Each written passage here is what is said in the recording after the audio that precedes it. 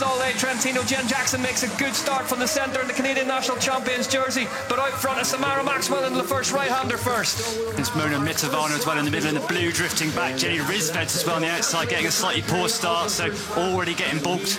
You can see the traffic piling up behind them here as they head up the climb for the first time, giving us a first look at this UCI Cross Country Short Track World Cup course. And expecting quite a few laps here this evening, Ollie, as well. Quite a short track, isn't it? Yeah, but they're getting around this lap in under 2 minutes, so 10, 12 laps or so, depending on this lap, the speed of this first lap. But you see as we're dropping into the woods here, a little climb, sweeping descent, and then there's a climb up to the slippery turn. I think it's this turn coming into the feed where we could see problems. You see how loose it is in the dust. Really blowing out. You see Lyra Steger taking a big chance there in that Duffy outside stuff, and just look to get a visual on her, but you can see Freya Brest going into that left-hander. It's Jen Jackson at the front now, ahead of Martina Berta in second place. Berta, former Italian national champion, on that gold jersey. There's Samara Maxwell buried right back in the pack, so she's had a bit of a moment somewhere there, Ollie. Yeah, she's obviously leading coming down for that feed zone, so I guess in these first couple of bends where it tightens up, probably a little bang of bars, and then it's enough to then, before you know it, your foot on the floor and you've drifted back to the teens. But Puck Peterson at the front of this race now, really taking it on, a specialised Zina Fry who's gone with her. Yeah, Fry, an amazing previous world champion in the short track, but yeah, it's Puck Peterson. Peterson's driving this, you know, this could be one of those attacks from Puck Peterson. Zina Fry's managing to peg her back. And you see how that acceleration from Puck's just lined it out, and you see the gaps appearing. Having that all-important faith that it's going to stick. But when it's so dry and it's so dusty, we were walking the downhill yesterday, and that's the extreme version. I mean, but it's deep in dust. It rained a little last night, but it just soaked it up straight away. And it does that here, both in cross-country and downhill. The dirt just turns to powder. It's talc-like almost, as you can see the haze of dirt, the roost. Volunteers there, doing a great job, but Peterson attacks again.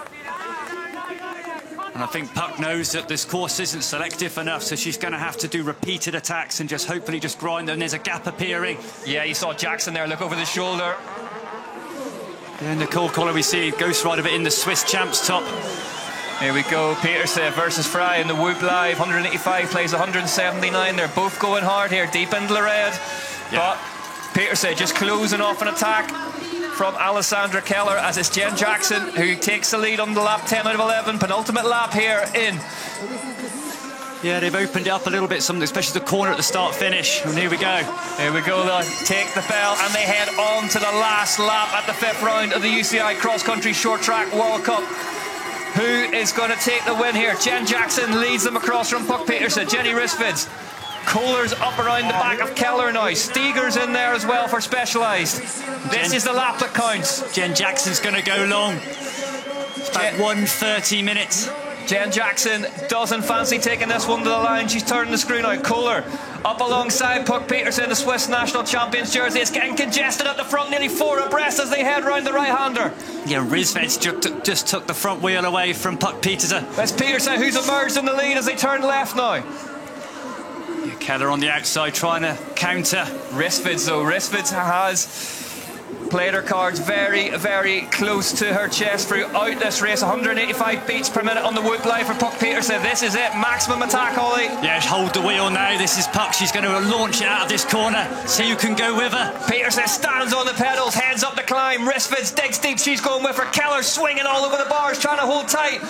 But Puck Peterson is disappearing up the climb on them here in Val di Sole. Laura Steger it is who's trying to respond. It's Peterson versus Risvids as they head towards the last section of the final lap here in Val di Sole. We got these two bends. These really awkward off-camber corners. Puck Peterson, though, stays in control of this one. Is she going to win her second UCI Cross Country Short Track World Cup in the bounce? Or is Jenny Risvids going to mug her in the line?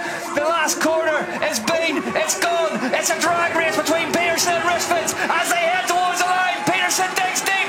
Puck Peterson takes the win in Val di Sole Trentino. Jenny Risvids is second and Laura Steger is third place for Specialised Factory Racing. What a final lap from that woman on your screen now, Puck Peterson. Well, Fry ended up in 6th position. You But I think Steger's being generous there. You were just that little bit ahead. Congratulations once again, Puck. You're an absolute machine. Talk us through that final lap, and in particular, the battle you just had with Jenny Rissveds. So, it was quite cagey, the whole race, actually. And after a few laps, you could see a bit where people would overtake and where it was impossible. And yeah, then in the last lap, I knew I would have to go early because the sprint finish is a bit shorter than the last few years.